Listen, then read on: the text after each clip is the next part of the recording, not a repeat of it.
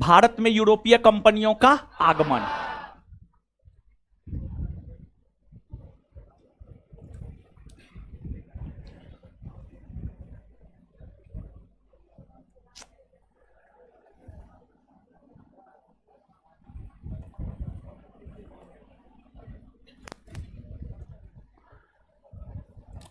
शांत रहिए, अब एकदम शांत रहिए।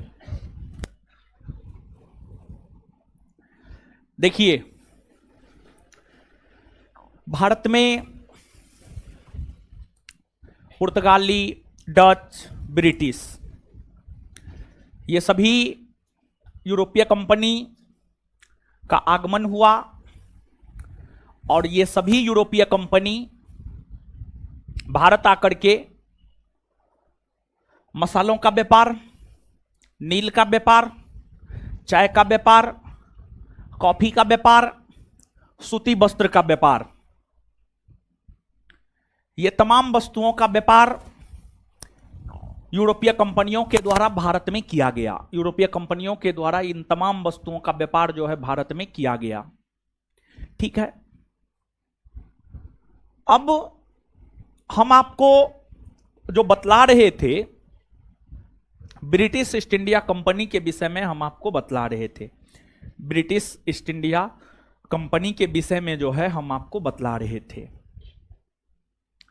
ब्रिटिश ईस्ट इंडिया कंपनी के विषय में जो हम आपको बतला रहे थे, उसमें ब्रिटिश ईस्ट इंडिया कंपनी से संबंधित कुछ बात पिछले सेशन में हम आपको बताए थे और कुछ बात जो है आगे हमको बताना है। अब पिछले सेशन में ब्रिटिश ईस्ट इंडिया कंपनी से संबंधित जो कुछ बात बतलाए थे उसको पूछते हैं और आप उसका जवाब दीजिए, फिर यहां से हम लोग आगे बढ़ेंगे। सम्मिलित रूप से ही आप जवाब दीजिएगा।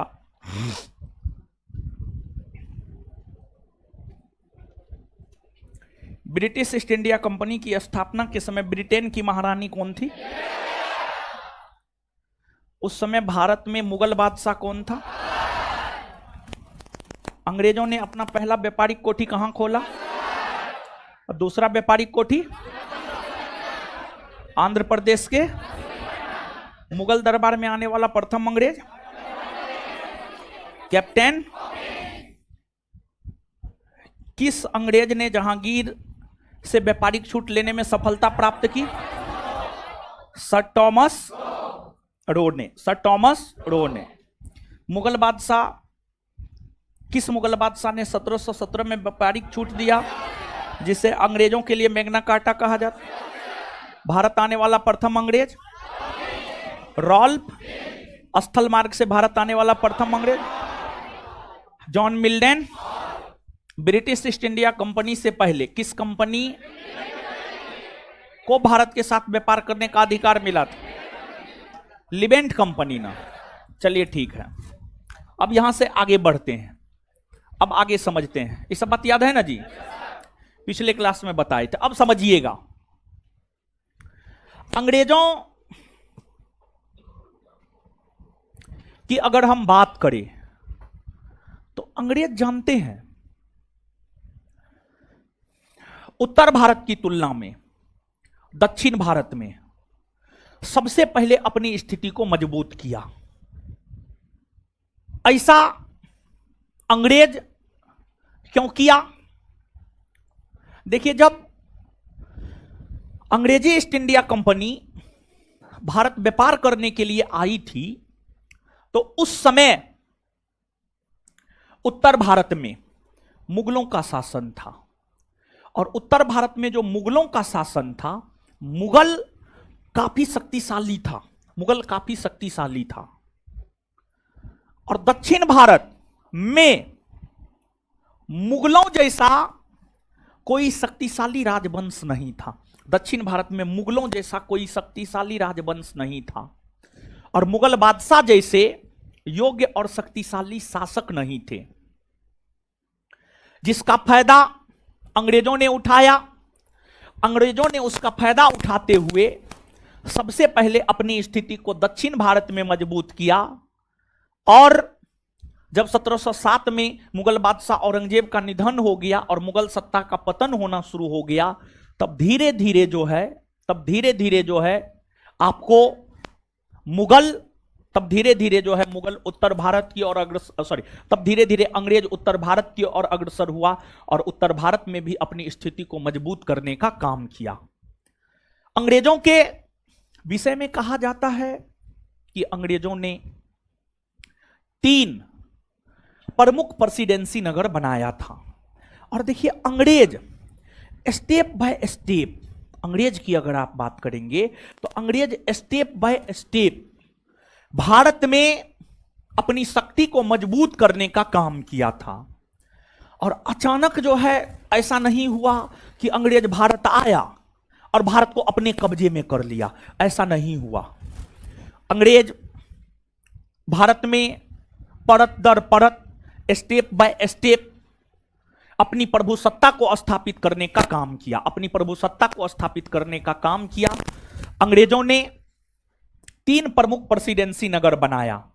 अंग्रेजों ने जो 3 प्रमुख प्रेसिडेंसी नगर बनाया, एक की अगर हम लोग बात करें तो एक था आपको बंगाल प्रेसिडेंसी, दूसरा था आपको मुंबई प्रेसिडेंसी और तीसरा था आपको मद्रास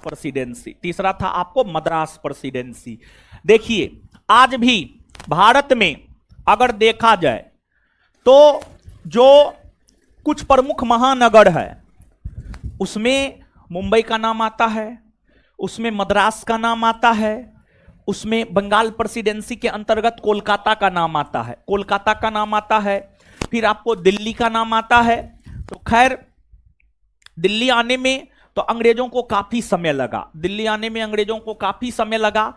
और दिल्ली आने में अंग्रेज को काफी समय लगा और 1803 में 1803 ईस्वी में अंग्रेजों ने दिल्ली पर कब्जा किया। 1803 ईस्वी में अंग्रेजों ने दिल्ली पर कब्जा किया। 1803 ईस्वी में अंग्रेजों ने जो है आपको दिल्ली पर कब्जा किया। उससे पहले दिल्ली पर अंग्रेजों का कब्जा नहीं था, लेकिन उससे पहले अंग्रेजों ने जो है आपको मुंबई को, कलकत्ता को, मद्रास को, इन सभी को जो है अपने कब्जे में कर लिया और यहां पर अपना मुख्यालय नगर अर्थात प्रेसिडेंसी नगर मुंबई, मद्रास, कलकत्ता में जो है अंग्रेजों ने अपना मुख्यालय नगर बनाने का काम किया। अब इसमें आप देखिएगा कि मुंबई का संस्थापक गेराल्ड अंगियार को माना जाता है। गेराल्ड अंगियार को मुंबई का संस्थापक माना जाता है। और मुंबई सालसेट द्वीप पर है। और मुंबई की अगर हम लोग बात करें तो मुंबई प्रारंभ में पुर्तगालियों के अधीन था, पुर्तगाली का कब्जा था मुंबई पर। मुंबई की अगर हम लोग बात करें तो शुरू में मुंबई पर जो है पुर्तगाली का कब्जा था। किसका कब्जा था? पुर्तगाली। शुरू में मुंबई पर जो है आपको पुर्तगाली का कब्जा था। एक पुर्तगाली राजकुमारी थी, पुर्तगाली राजकुमारी का नाम था कैथरीन द ब्रेगेंजा, समझ गए? तो कैथरीन द ब्रेगेंजा पुर्तगाली राजकुमारी का नाम था। पुर्तगाली राजकुमारी कैथरीन का विवाह ब्रिटेन के सम्राट चार्ल्स द्वितीय के साथ हुआ। गौर से सुनिएगा आप इस बात को। एक पुर्तगाली राजकुमारी थी, उसका नाम था कैथरीन का विवाह ब्रिटेन के सम्राट चार्ल्स द्वितीय के साथ हुआ। जब विवाह हुआ ना तो कैथरीन पुर्तगाली राजकुमारी थी और शुरू में मुंबई पुर्तगालियों के ही अधीन था। तो पुर्तगालियों ने कैथरीन के विवाह के उपलक्ष्य में ब्रिटेन के सम्राट चार्ल्स द्वितीय को मुंबई दहेज के रूप में दिया। ब्रिटेन के सम्राट चार्ल्स द्वितीय को मुंबई दहेज के रूप में दिया। तो ब्रिटेन के सम्राट चार्ल्स द्वितीय को मुंबई दहेज के रूप में मिला। तो चार्ल्स द्वितीय को लगा कि हम मुंबई का करेंगे क्या।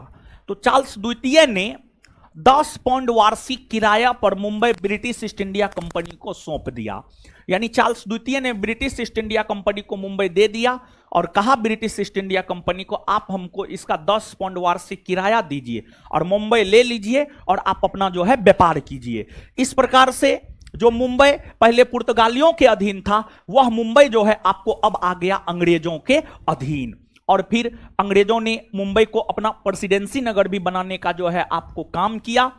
और मुंबई में मराठों का शासन था और अंग्रेजों ने मराठा शासकों के साथ युद्ध लड़ा और मराठा शासकों के साथ अंग्रेजों ने 3 युद्ध लड़ा, जिसमें प्रथम आंग्ल मराठा युद्ध 1775 से 82, द्वितीय आंग्ल मराठा युद्ध 1803 से 5, तृतीय आंग्ल मराठा युद्ध 1816 से 1819, और इन युद्धों के माध्यम से ही अंग्रेजों ने 1818 ईस्वी में मुंबई प्रेसिडेंसी को पूरी तरीका से ब्रिटिश साम्राज्य में मिलाने का काम किया। संपूर्ण मुंबई के क्षेत्र को ब्रिटिश साम्राज्य में मिलाने का काम किया।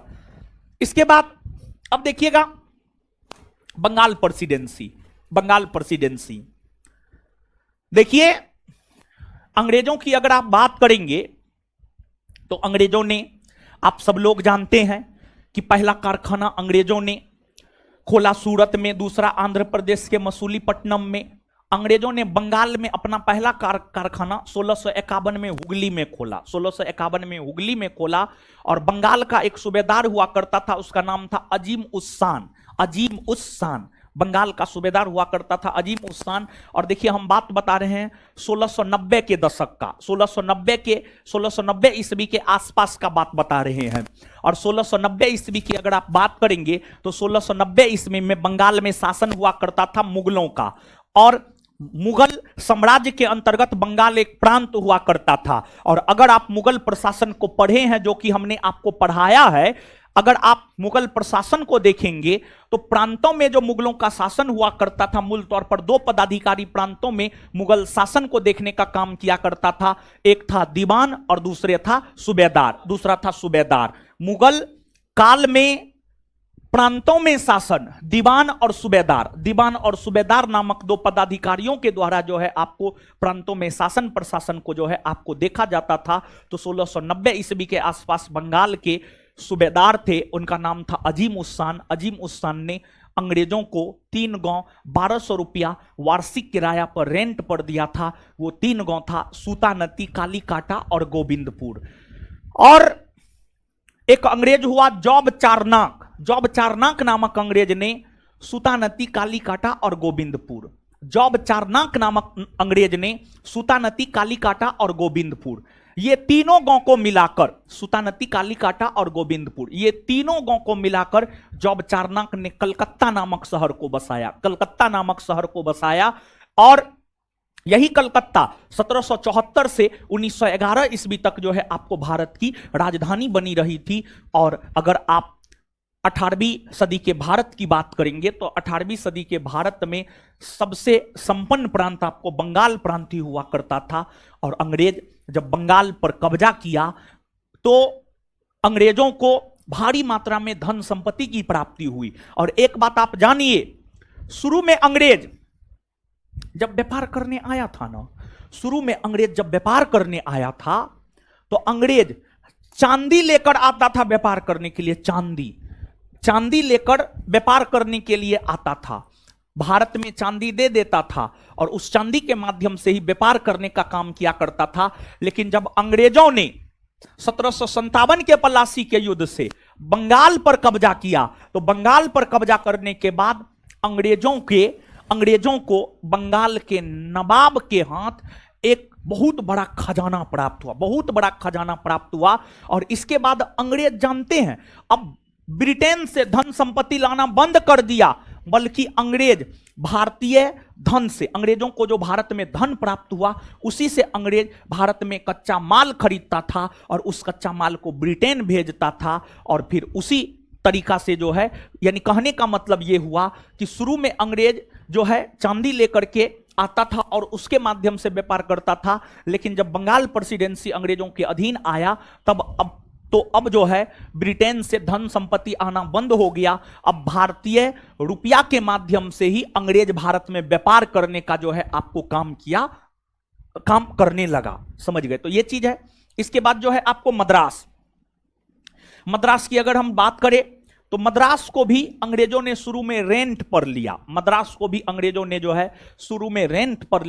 और धीरे धीरे जो है मद्रास पर भी अंग्रेजों ने कब्जा कर लिया। तो अंग्रेजों ने व्यापारिक काल में जो 3 प्रमुख प्रेसिडेंसी नगर बनाया था, मुंबई, मद्रास और कोलकाता, और यही तीनों स्थान पर कब्जा किया और अपनी स्थिति को मजबूत किया। और फिर सबसे पहले दक्षिण भारत पर कब्जा किया और दक्षिण भारत पर कब्जा करने के बाद धीरे धीरे उत्तर भारत की ओर अग्रसर हुआ। और धीरे धीरे अंग्रेजों की हम लोग बात करें तो अंग्रेज अपनी नीतियों के तहत जो है भारत के अलग अलग भूभाग में अपना व्यापारिक कारखाना खोला और युद्ध के माध्यम से तथा अपनी अन्य नीतियों के माध्यम से अंग्रेजों ने संपूर्ण भारत पर लगभग कब्जा करने का काम किया। पूरे भारत तो नहीं, लेकिन भारत के अधिकतर भूभाग को अंग्रेजों ने ब्रिटिश साम्राज्य में मिलाने का काम किया, या तो युद्ध के माध्यम से, या सहायक संधि के माध्यम से, या डॉक्ट्रिन ऑफ लैप्स के माध्यम से, या अन्य तौर तरीका से, कुप्रशासन के माध्यम से। यानी अंग्रेज की अगर आप बात करेंगे तो कोई एक तौर तरीका से भारत में ब्रिटिश साम्राज्य का विस्तार नहीं किया, बल्कि अलग अलग तौर तरीका से जो राज्य जिस रूप में मिलाया गया उस राज्य को उस रूप में मिलाने का काम जो है आपको अंग्रेजों ने किया। समझ गए? तो ये चीज है, याद रखिएगा। अब नीचे से लिखिए तो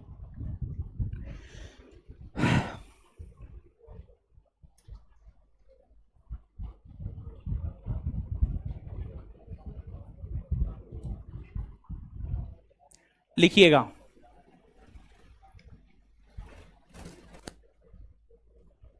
लिखिएगा।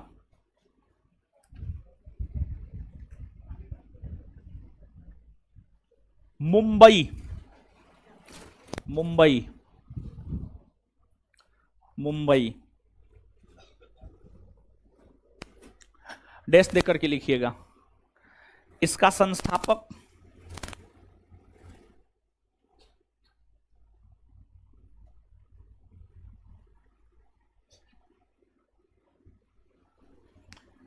संस्थापक गेराल्ड अंगियार, गेराल्ड अंगियार लिखना पड़ेगा लगता है। इसका संस्थापक गेराल्ड अंगियार लिख रहे हैं, चिंता नहीं करना है।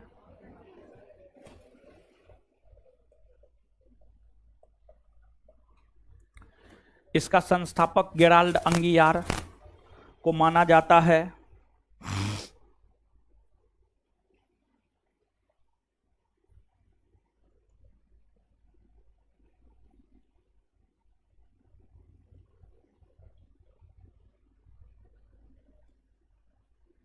इसका संस्थापक गेराल्ड अंगियार को माना जाता है, फुल स्टॉप। यह शहर सालसेट द्वीप पर, सालसेट द्वीप भी लिखना पड़ेगा। यह शहर सालसेट द्वीप पर, सालसेट द्वीप पर, सालसेट द्वीप भी लगता है लिखना पड़ेगा, लिख लिए। यह शहर सालसेट द्वीप पर स्थित है, स्थित है। प्रारंभ में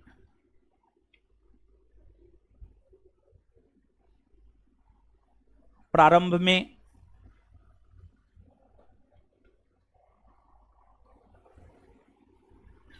प्रारंभ में यह शहर पुर्तगालियों के अधीन था।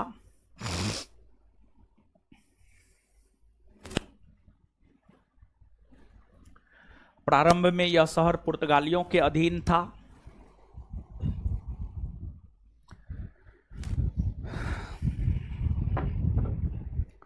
प्रारंभ में यह शहर पुर्तगालियों के अधीन था।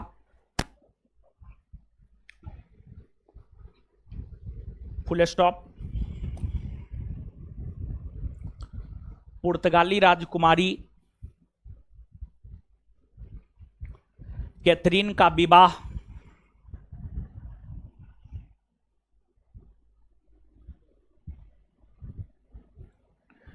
पुर्तगाली राजकुमारी कैथरीन का विवाह पुर्तगाली राजकुमारी कैथरीन का विवाह जब ब्रिटेन के सम्राट पुर्तगाली राजकुमारी कैथरीन का विवाह पुर्तगाली राजकुमारी कैथरीन का विवाह जब ब्रिटेन के सम्राट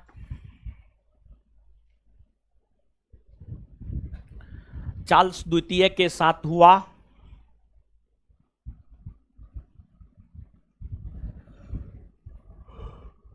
चार्ल्स द्वितीय के साथ हुआ तो पुर्तगालियों ने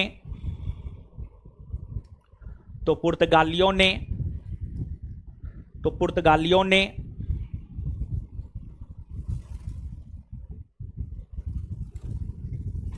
पुर्तगालियों ने दहेज के रूप में मुंबई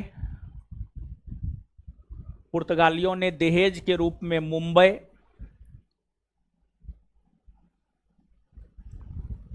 पुर्तगालियों ने दहेज के रूप में मुंबई पुर्तगालियों ने दहेज के रूप में मुंबई पुर्तगालियों ने दहेज के रूप में मुंबई चार्ल्स द्वितीय को दे दिया चार्ल्स द्वितीय को दे दिया फुल स्टॉप चार्ल्स द्वितीय उसी में चार्ल्स द्वितीय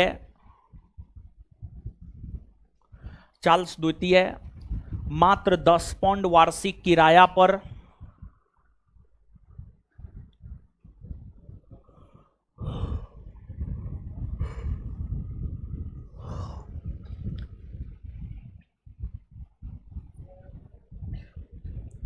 चार्ल्स द्वितीय मात्र 10 पाउंड वार्षिक किराया पर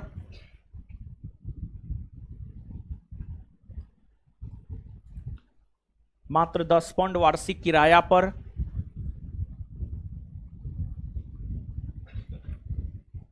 Mumbai British East India company को दे दिया चार्ल्स द्वितीय मात्र 10 पाउंड वार्षिक किराया पर 10 पाउंड वार्षिक किराया पर Mumbai British East India company को दे दिया ब्रिटिश ईस्ट इंडिया कंपनी को दे दिया इस प्रकार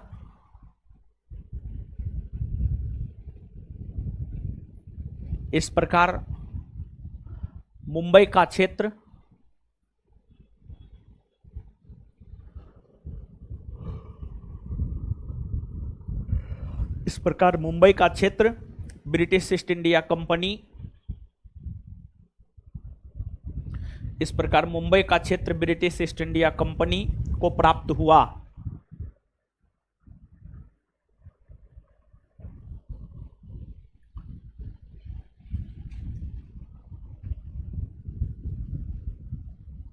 आगे हेडिंग मारिएगा कोलकाता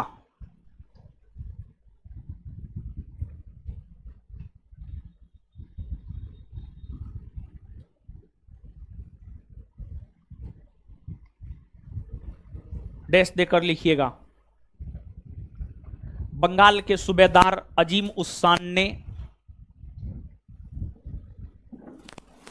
लिखिएगा बंगाल के सूबेदार अजीम उस्सान ने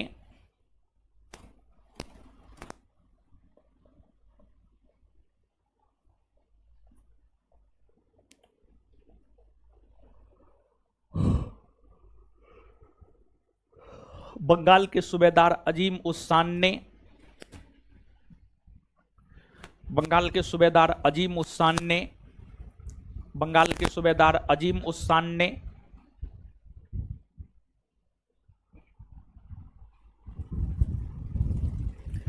बंगाल के सूबेदार अजीम उस्सान ने बंगाल के सूबेदार अजीम उस्सान ने मात्र 1200 रुपया वार्षिक किराया पर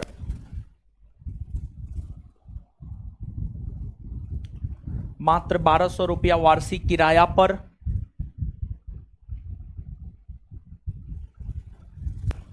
मात्र 1200 रुपया वार्षिक किराया पर मात्र 1200 रुपया वार्षिक किराया पर सूतानती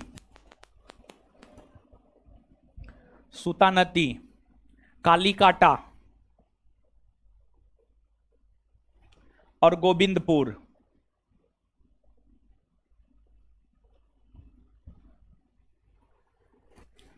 बंगाल के सूबेदार अजीम उस्सान ने मात्र 1200 रुपया वार्षिक किराया पर सूतानती कालीकाटा और गोविंदपुर नामक तीन गांव को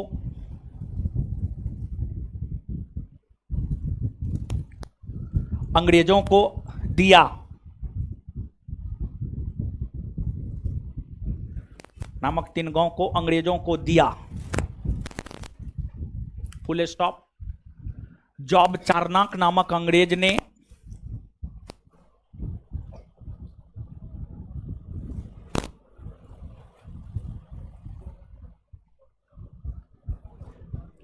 जॉब चारनाक नामक अंग्रेज ने जॉब चारनाक नामक अंग्रेज ने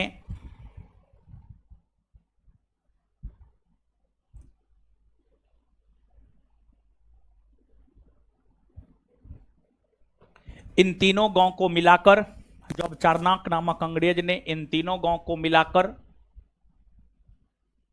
जॉब चारनाक नामक अंग्रेज ने इन तीनों गांव को मिलाकर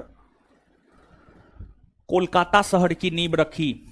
जॉब चारनाक नामक अंग्रेज ने इन तीनों गांव को मिलाकर कोलकाता शहर की नींव रखी। जॉब चारनाक नामक अंग्रेज ने इन तीनों गांव को मिलाकर कोलकाता शहर की नींव रखी। जॉब चारनाक नामक अंग्रेज ने इन तीनों गांव को मिलाकर कोलकाता शहर की नींव रखी।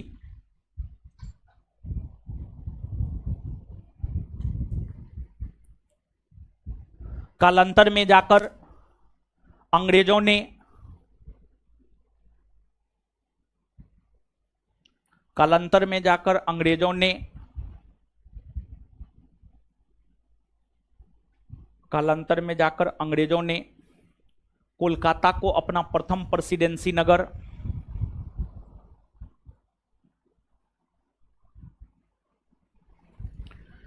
कालांतर में जाकर अंग्रेजों ने कोलकाता को अपना प्रथम प्रेसिडेंसी नगर कोलकाता को अपना प्रथम प्रेसिडेंसी नगर बनाया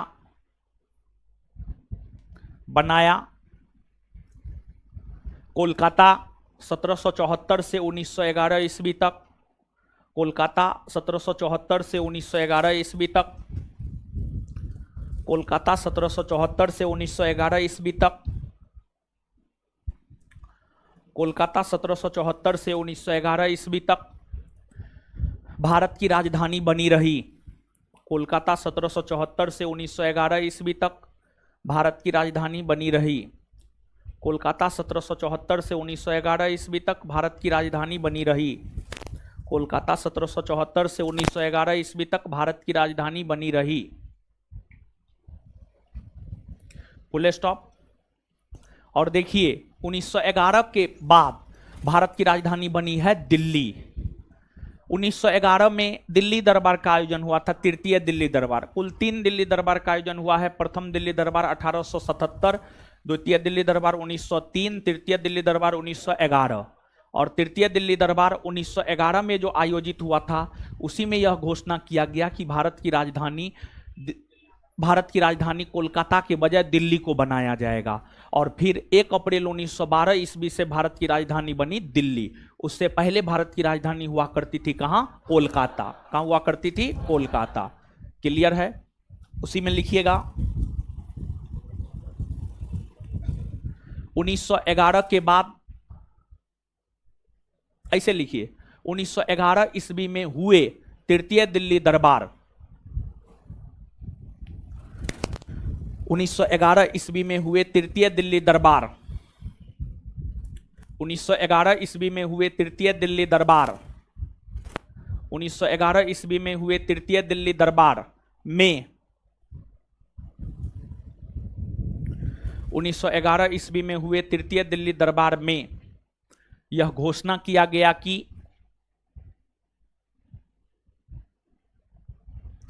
1911 ईस्वी में हुए तृतीय दिल्ली दरबार में यह घोषणा किया गया कि 1911 ईस्वी में हुए तृतीय दिल्ली दरबार में यह घोषणा किया गया कि भारत की राजधानी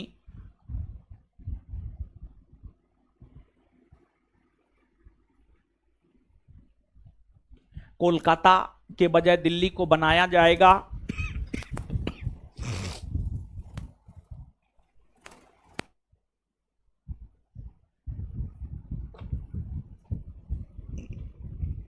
भारत की राजधानी कोलकाता के बजाय दिल्ली को बनाया जाएगा।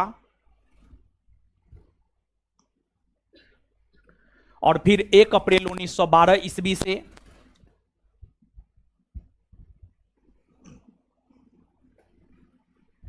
और फिर 1 अप्रैल 1912 ईस्वी से और फिर 1 अप्रैल 1912 ईस्वी से भारत की राजधानी 1 अप्रैल 1912 ईस्वी से भारत की राजधानी 1 अप्रैल 1912 ईस्वी से भारत की राजधानी दिल्ली बनी।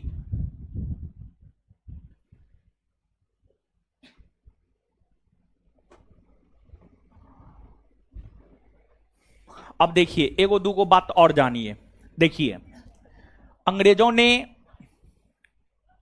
कोलकाता शहर को बसाया, उसे अपना प्रथम प्रेसिडेंसी नगर बनाया। अंग्रेजों ने बंगाल में अपना पहला कारखाना 1651 में हुगली में खोला। ओडिशा में अपना पहला कारखाना 1633 में बालासोर में खोला। और बिहार में अपना पहला कारखाना आलमगंज में 1620 में खोला। पटना के आलमगंज में 1620 में जो है अंग्रेजों ने अपना पहला कारखाना खोलने का प्रयास बिहार में किया था। तो ये सब बात भी जो है आप याद रखिएगा, आपसे पूछा जाता है। नीचे से लिखिएगा, अंग्रेजों ने पॉइंट मार के, आगे पॉइंट मार के लिखिएगा। अंग्रेजों ने बंगाल में अपना पहला कारखाना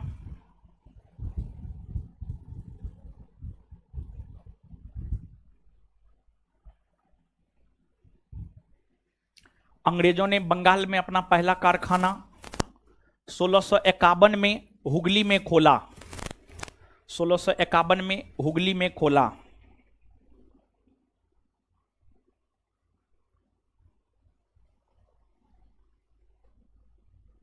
अंग्रेजों ने अपना पहला कारखाना 1651 में हुगली में खोला।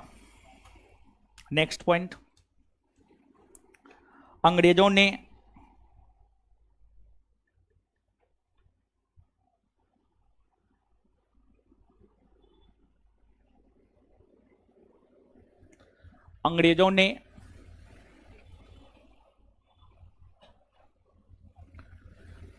ओडिशा में अपना पहला कारखाना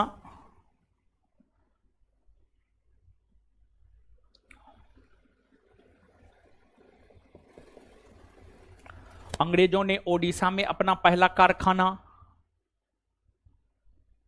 1633 ईस्वी में बालासोर में खोला। 1633 ईस्वी में बालासोर में खोला। अंग्रेजों ने ओडिशा में अपना पहला कारखाना 1633 ईस्वी में बालासोर में खोला। नेक्स्ट,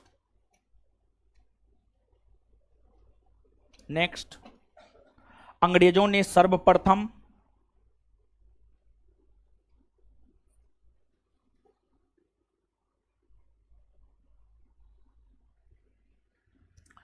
अंग्रेजों ने सर्वप्रथम 1920 में बिहार के पटना के आलमगंज में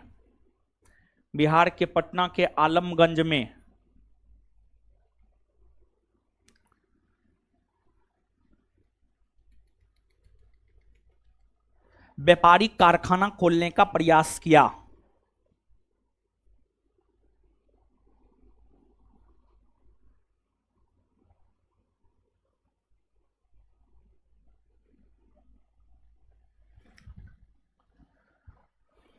आगे हेडिंग मारिएगा। अब मद्रास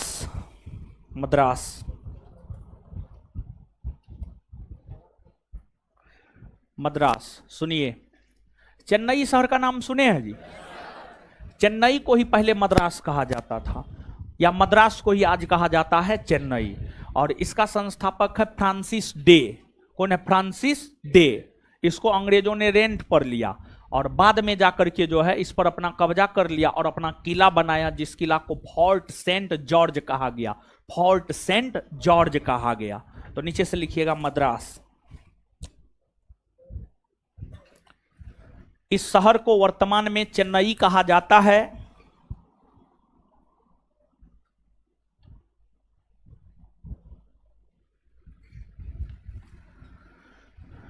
इस शहर को वर्तमान में चेन्नई कहा जाता है।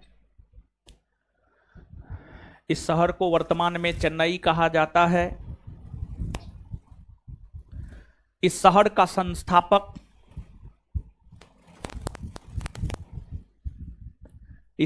संस्थापक फ्रांसिस डे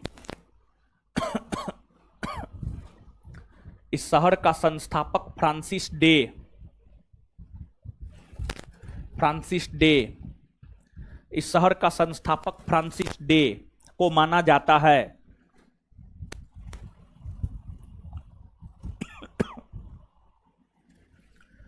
इस शहर का संस्थापक फ्रांसिस डे को माना जाता है।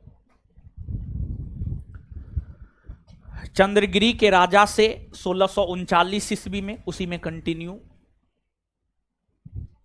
चंद्रगिरी के राजा से 1639 ईस्वी में 1639, चंद्रगिरी के राजा से 1639 ईस्वी में अंग्रेजों ने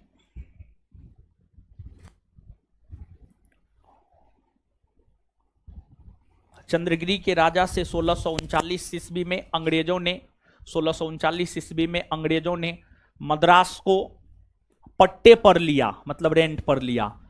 मद्रास को पट्टे पर लिया। मद्रास को पट्टे पर लिया। मद्रास को पट्टे पर लिया। मद्रास को पट्टे पर लिया।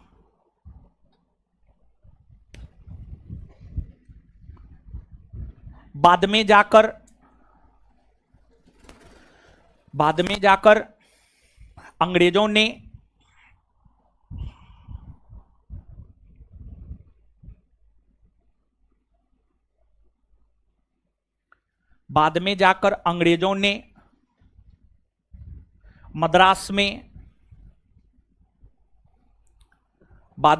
अंग्रेजों ने मद्रास में किला स्थापित किया।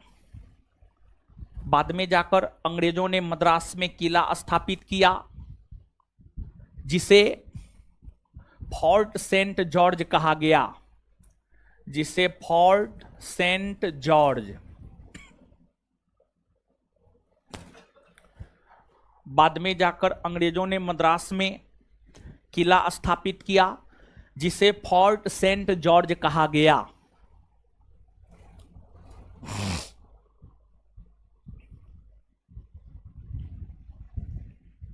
अब नीचे लिखिएगा, अंग्रेज नेक्स्ट पॉइंट, अगला पॉइंट लिखिएगा। अंग्रेज सर्वप्रथम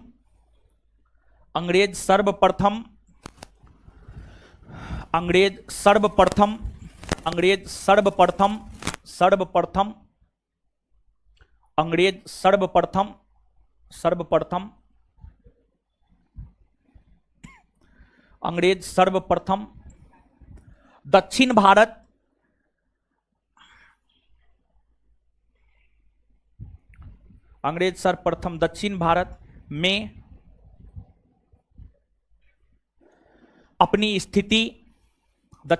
में अपनी स्थिति अंग्रेज सर्वप्रथम दक्षिण भारत में अपनी स्थिति को मजबूत किया। दक्षिण भारत में अपनी स्थिति को मजबूत किया। दक्षिण भारत में अपनी स्थिति को मजबूत किया और वहां अंग्रेज सफल भी हुए।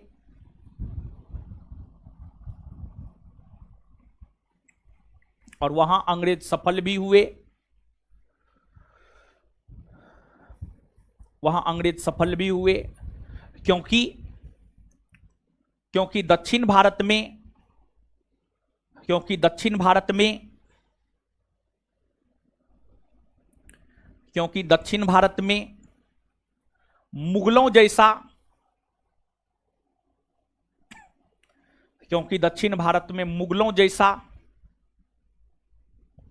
शक्तिशाली राजवंश की उपस्थिति नहीं थी। क्योंकि दक्षिण भारत में मुगलों जैसा शक्तिशाली राजवंश की उपस्थिति नहीं थी। मुगलों जैसा शक्तिशाली राजवंश की उपस्थिति नहीं थी।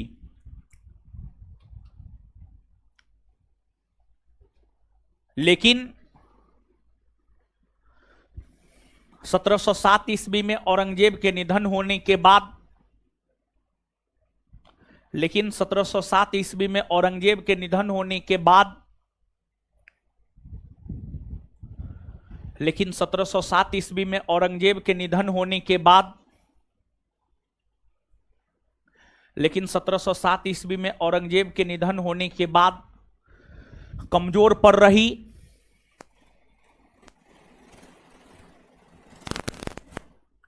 कमजोर पड़ रही कमजोर पड़ रही कमजोर पड़ रही मुगल सत्ता का लाभ उठाते हुए अंग्रेजों ने, कमजोर पड़ रही मुगल सत्ता का लाभ उठाते हुए अंग्रेजों ने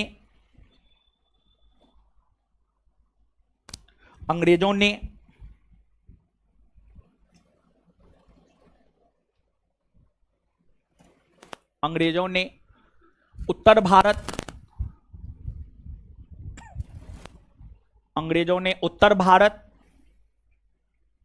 को भी जीत लिया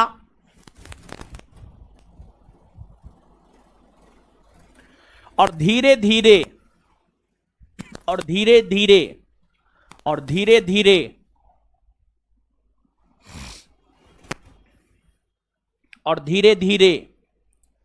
अंग्रेज भारत में व्यापार करने के साथ साथ अंग्रेज भारत में व्यापार करने के साथ साथ और धीरे धीरे अंग्रेज भारत में व्यापार करने के साथ साथ और धीरे धीरे अंग्रेज भारत में व्यापार करने के साथ साथ व्यापार करने के साथ साथ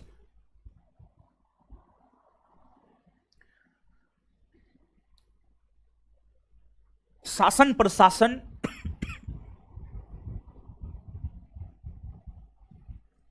भी करने लगे।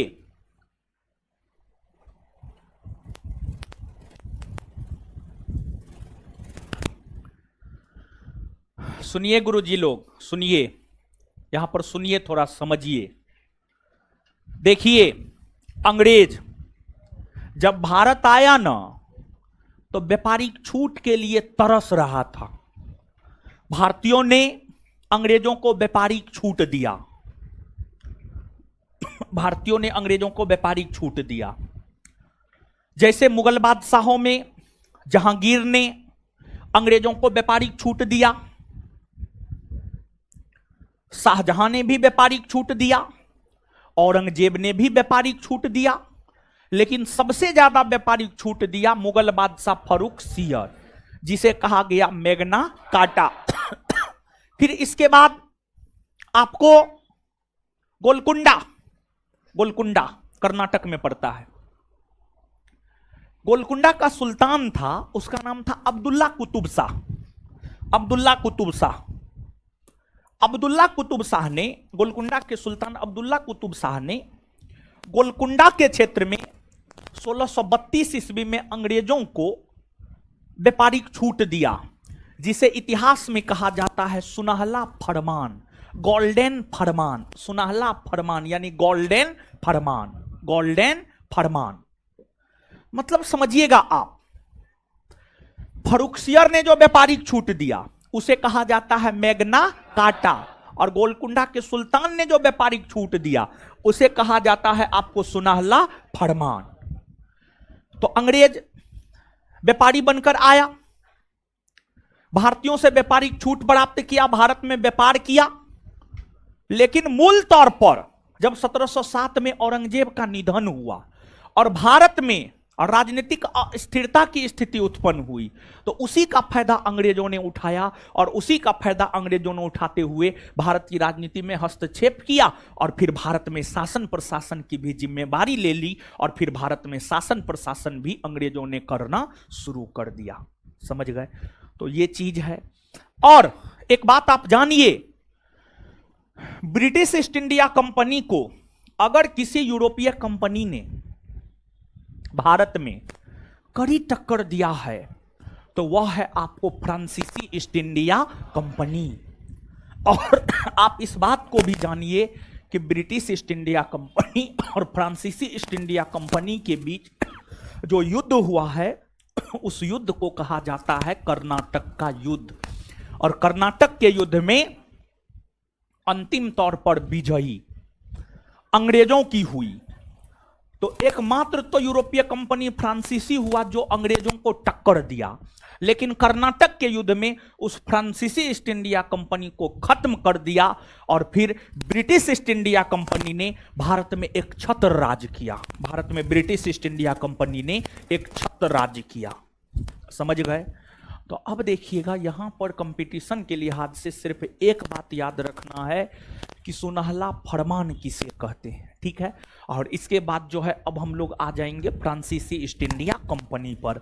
और देखिए ये तो अभी जो हम आपको ब्रिटिश ईस्ट इंडिया कंपनी के विषय में बतलाए हैं, यहां पर तो हम आपको ये बतलाए हैं कि ब्रिटिश ईस्ट इंडिया कंपनी की स्थापना हुई, भारतीयों से व्यापारिक छूट लिया, भारत में व्यापार किया। आगे और भी ब्रिटिश ईस्ट इंडिया कंपनी के विषय में पूरे भारतीय इतिहास को पढ़ते हुए आप ब्रिटिशों के विषय में ही पढ़ेंगे, अंग्रेजों के विषय में ही पढ़ेंगे। आगे भी जगह जगह ब्रिटिश ईस्ट इंडिया कंपनी का जिक्र जो है आपको देखने को मिलेगा। मतलब आगे भी ब्रिटिश ईस्ट इंडिया कंपनी के विषय में आपको पढ़ने को मिलेगा। समझ गए? तो अब यहां पर जो है थोड़ा सा लिखिएगा, एक पॉइंट और नोट देकर के लिखिएगा।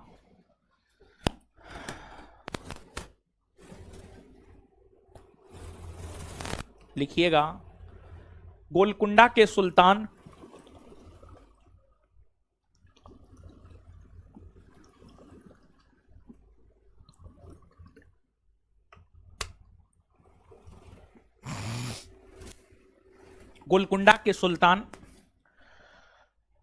अब्दुल्ला कुतुब शाह ने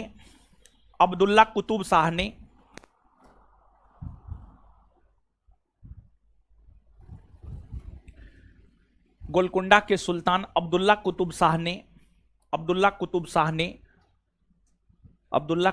ने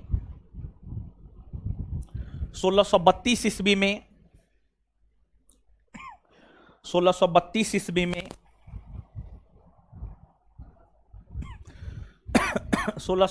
ईस्वी में अंग्रेजों को 1632 ईस्वी में अंग्रेजों को व्यापारिक छूट दिया। अंग्रेजों को व्यापारिक छूट दिया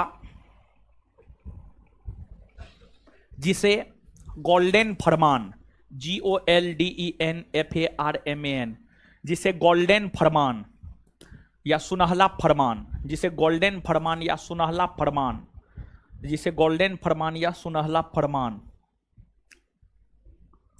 जिसे गोल्डन फरमान या सुनहला फरमान कहा जाता है, जिसे गोल्डन फरमान या सुनहला फरमान कहा जाता है, जिसे गोल्डन फरमान या सुनहला फरमान कहा जाता है।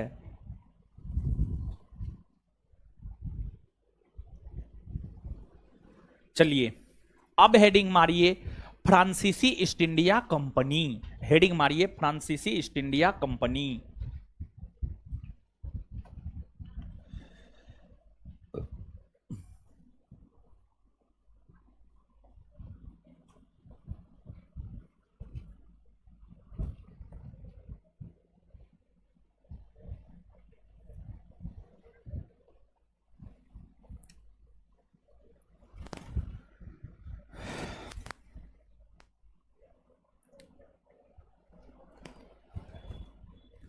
चलिए अब समझिएगा, आइएगा फ्रांसीसी ईस्ट इंडिया कंपनी।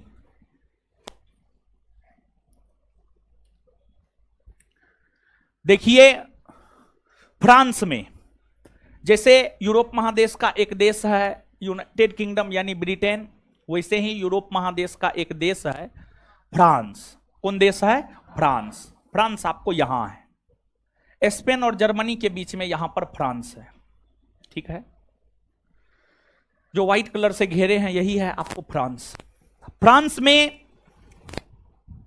भारत के साथ व्यापार करने को लेकर जो कंपनी स्थापित हुई है उसी को कहते हैं फ्रांसीसी ईस्ट इंडिया कंपनी। फ्रांसीसी ईस्ट इंडिया कंपनी की अगर हम लोग बात करें तो जो फ्रांसीसी ईस्ट इंडिया कंपनी है, यह कंपनी स्थापित हुआ है वर्ष 1664। 1664 में फ्रांसीसी ईस्ट इंडिया कंपनी की स्थापना हुई। इस समय फ्रांस में राजतंत्रात्मक शासन व्यवस्था था। फ्रांस में राजतंत्रात्मक शासन व्यवस्था था।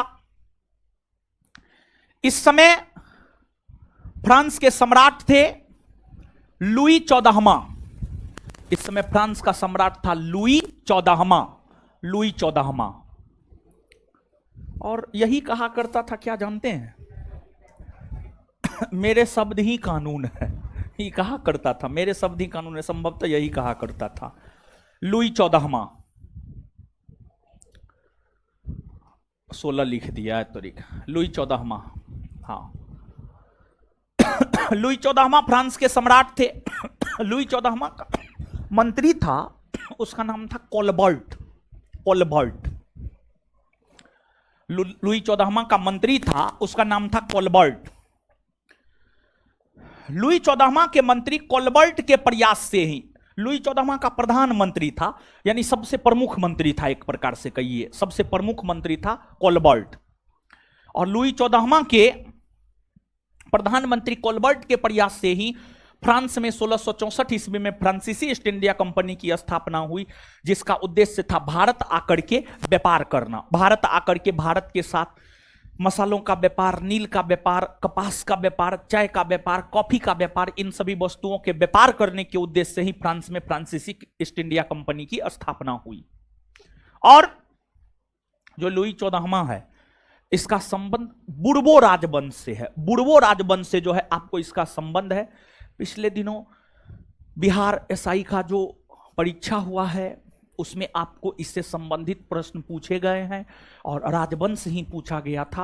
अब क्वेश्चन एग्जैक्ट ध्यान में नहीं आ रहा है, लेकिन लुई 14वां या लुई 16वां से संबंधित प्रश्न था और यह पूछा गया था कि लुई 14वां या लुई 16वां का संबंध कौन राजवंश से है।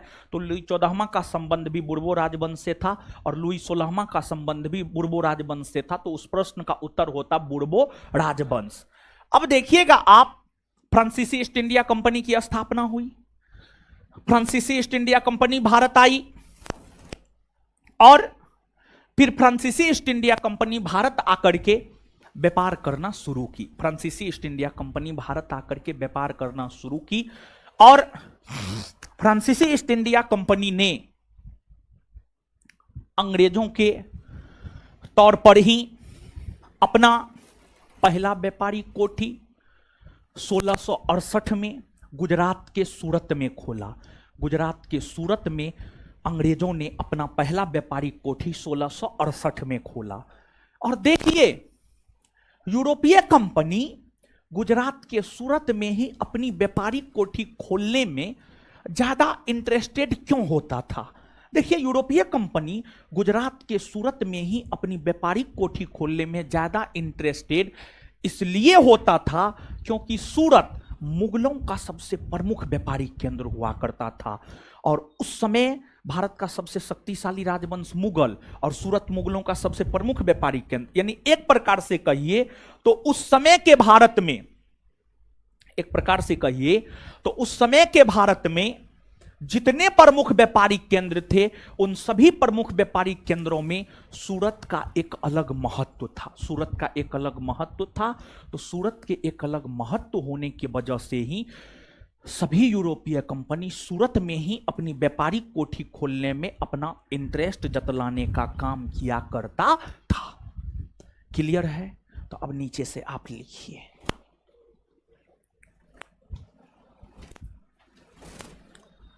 अच्छा, नीचे से लिखने से पहले मैथ रीजनिंग आप लोग पढ़ लिए? नहीं ना पढ़े? हीरो मैथ रीजनिंग नहीं पढ़े हैं? आपको यहीं पढ़ना है। कहाँ घर है आपका? सासाराम। क्या नाम है? क्या? अच्छा, ठीक है। आपको यहीं मैथ रीजनिंग भी पढ़ना है। जीएस के साथ साथ मैथ रीजनिंग भी आपको यहीं पढ़ना है। ठीक है? आए?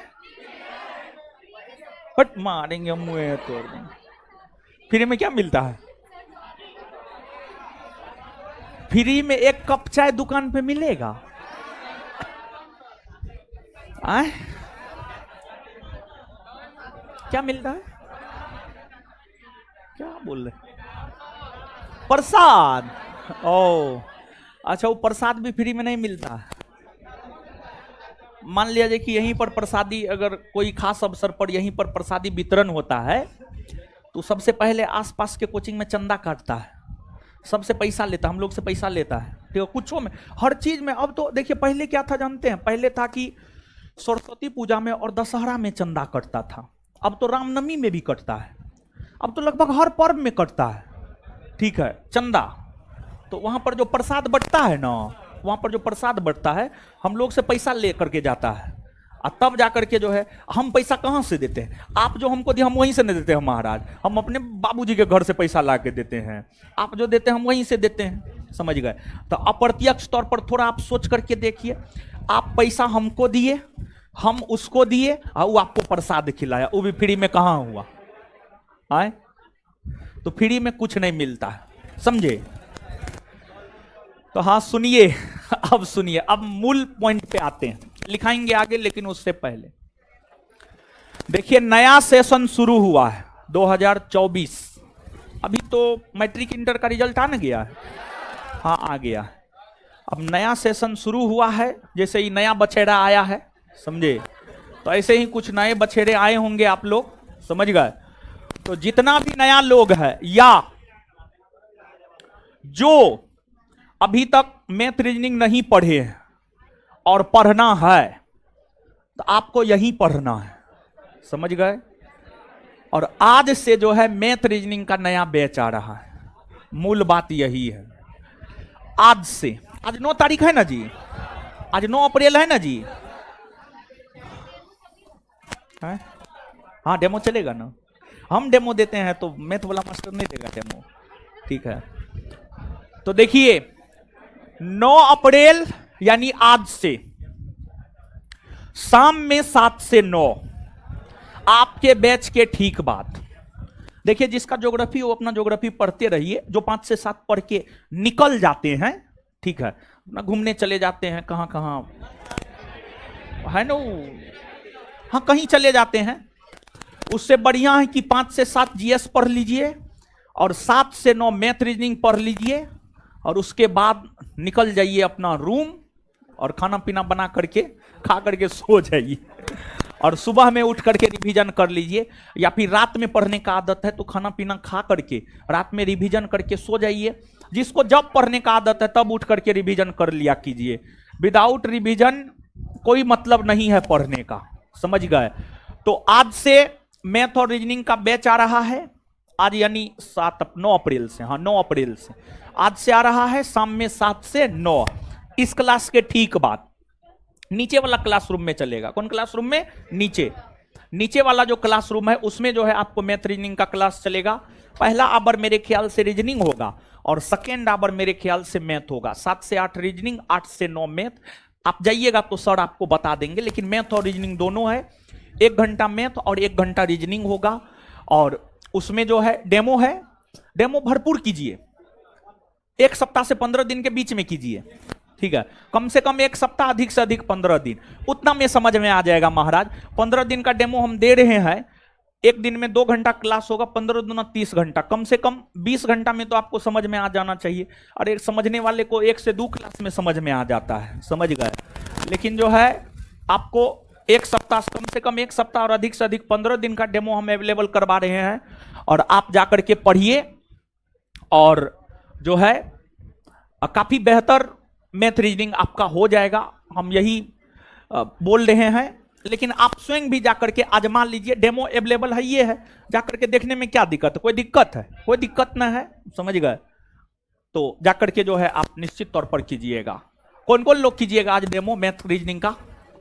है आपको करना, हाथ खड़ा कीजिए, इसको हम पढ़ा देंगे, आपको आगे ये बैठना है, ठीक है? हाँ एकदम नया बछेड़ा है, जानते हैं गीली मिट्टी है, इसको जो बनाएंगे वही बन जाएगा, समझ? आप लोग तो बुढ़ा गए, समझे? सबको करना है, जो 5 से 7 के बाद उठ के चले जाते सबको करना। हाथ जो उठाए 2 गो 4 गो 10 गो सबको करना है नीचे जाकर, नहीं तो मुंह तोड़ देंगे हम। ठीक है, चलिए लिखिए अब। है टाइम अच्छा ना है, 7 से 9 टाइम ठीक है ना है जी? है ना ठीक टाइम? आप लोग का हॉस्टल कब बंद होता है? 8:30 में कहाँ हॉस्टल बंद होता है? 9 बजे हॉस्टल बंद होता है। आप आकर के हमारे टेस्ट में देख लीजिएगा, उस सेंटर पे टेस्ट चलता है पता है, 500 से 600 लड़की रहती है, 9:30 बजे छुट्टी देते हैं। 500 से 600 लड़की रहती है एक रूम में, तो पूरा आगे से लेकर पीछे तक लड़की रहती है, समझ गए? तो उस सब का हॉस्टल 8 बजे बंद हो जाता है, तो 9:30 बजे आती टेस्ट देने के लिए, 9:30 बजे तक। ये झूठ बोल रही है ये सब। ठीक है, 8 बजे कहाँ हॉस्टल बंद होता है? 8:30 बजे कहाँ होता है? हॉस्टल बंद 9 बजे के बाद होता है। 9 बजे के बाद होता है ना, तब 9 बजे के बाद होता है। ये सब झूठ बोलने वाली सब है। सब करेगी मैथ रीजनिंग का क्लास, यहीं पर करेगी मैथ रीजनिंग का क्लास, बाहर कहीं नहीं करेगी। हम मजाक नहीं कर रहे, हम सीरियसली बोल रहे हैं, और आप लोग को भी बोल रहे हैं, जो एडमिशन नहीं लिए हैं कहीं यहीं पढ़िए। ठीक है, अच्छा पढ़ाते हैं, अच्छा पढ़ाते हैं। देखिए उनको हम रखे हैं, जानते हैं 2 बार एसएससी सीजीएल में मैथ में 200 में 200 मार्क लाए हैं, रॉ मार्क 200 में 2, परसेंटाइल में तो 245 263 चला जाता है, 245 और 263 चला जाता है, उसी आधार पे रखे थे। तो काफी शानदार पढ़ाएंगे, एकदम बच्चा की तरह, जोड़ दू 4 ऐसे करके पढ़ाएंगे आपको, बहुत बढ़िया पढ़ाएंगे। ठीक है, लिखिए आप। हाँ जी ठीक पढ़ाते हैं। अरे हम रखे हैं महाराज, हम गड़बड़ मास्टर को रखे हैं, हम आज तक किसी मास्टर को रखे हैं? हम और बिट्टू झा के अलावा तीसरा यही ना है, तो गड़बड़ आदमी को हम रखिए नहीं सकते हैं, समझे? लिखिए, फ्रांसीसी ईस्ट इंडिया कंपनी, फ्रांसीसी ईस्ट इंडिया कंपनी हेडिंग मारना है, हेडिंग मार लिए, आगे लिखिए। फ्रांस के सम्राट लुई 14वां के शासनकाल के दौरान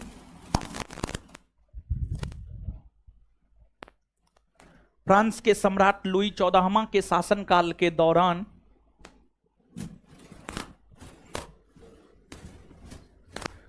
फ्रांस के सम्राट लुई 14वां के शासनकाल के दौरान उनके प्रधानमंत्री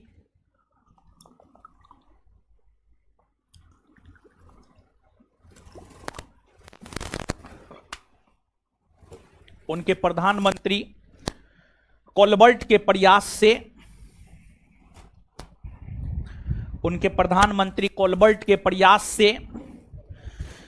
बोर्ड पे लिखा हुआ है यहां पर, कोलबर्ट के प्रयास से, यहां पे लिखा हुआ है, उनके प्रधानमंत्री कोलबर्ट के प्रयास से 1664 ईस्वी में 1664 ईस्वी में फ्रांसीसी ईस्ट इंडिया कंपनी की स्थापना हुई। 1664 ईस्वी में फ्रांसीसी ईस्ट इंडिया कंपनी की स्थापना हुई। 1664 ईस्वी में फ्रांसीसी ईस्ट इंडिया कंपनी की स्थापना हुई। 1664 ईस्वी में फ्रांसीसी ईस्ट इंडिया कंपनी की स्थापना हुई।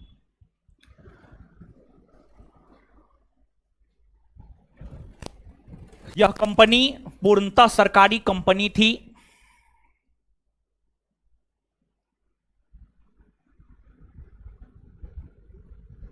यह कंपनी पूर्णतः सरकारी कंपनी थी।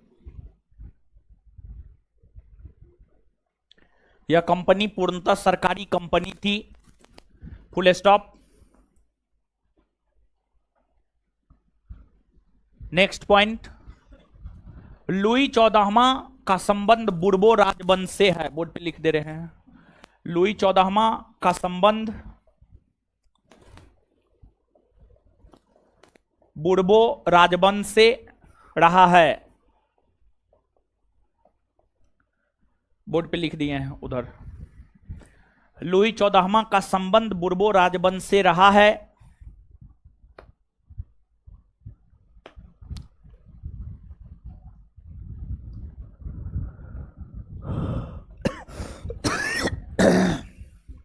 बुर्बो राजवंश से रहा है।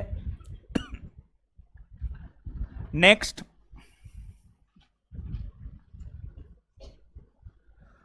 फ्रांसीसी ईस्ट इंडिया कंपनी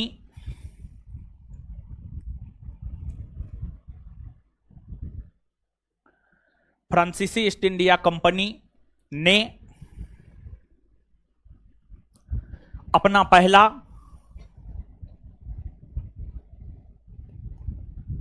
व्यापारिक कारखाना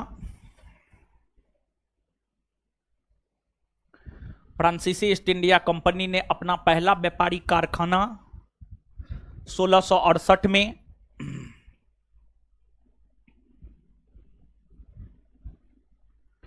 गुजरात के सूरत में 1668 में गुजरात के सूरत में खोला है।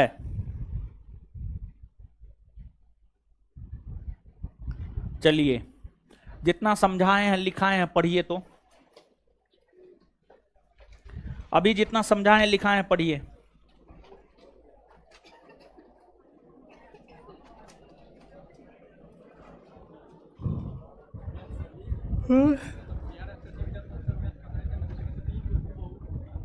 कौन सी में हो?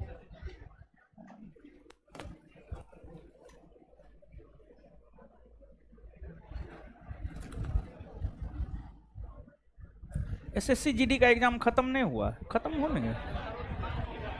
मार्क सब भी तो दे दिया है, आंसर की भी दे दिया। हाँ,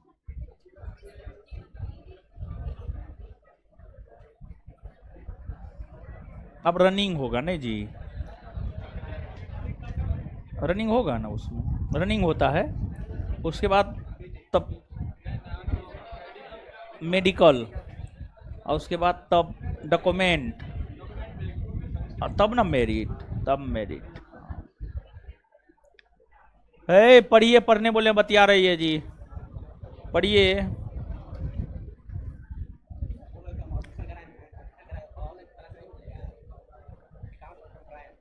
हैं ऑनलाइन करवाए तो ऑफिस में कहिएगा कि हमको ऑनलाइन भी चाहिए, तो उसके लिए कुछ चार्ज देना पड़ता है। वो चार्ज दीजिएगा ना, तब ऑनलाइन कर देगा। हंस का रही, मारेंगे मुँह तोड़ देंगे, हंस रही है। बिना पैसा का कुछ होता है, हैं?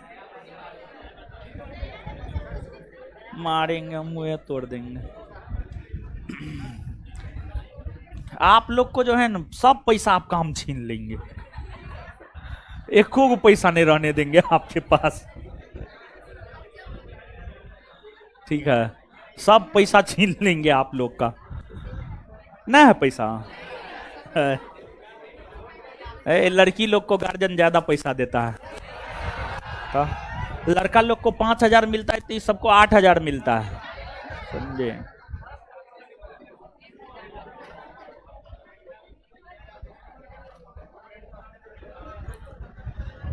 है पढ़ लिए आप लोग, पढ़े?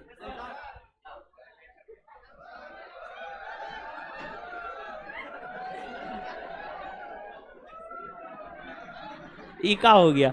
पीछे में देखिए पंखा चलिए रहा है, ये क्या हो गया? इसी क्लास में दिक्कत हो गया। अच्छा, आप लोग हल्ला मत कीजिए, कुछ तो हुआ है।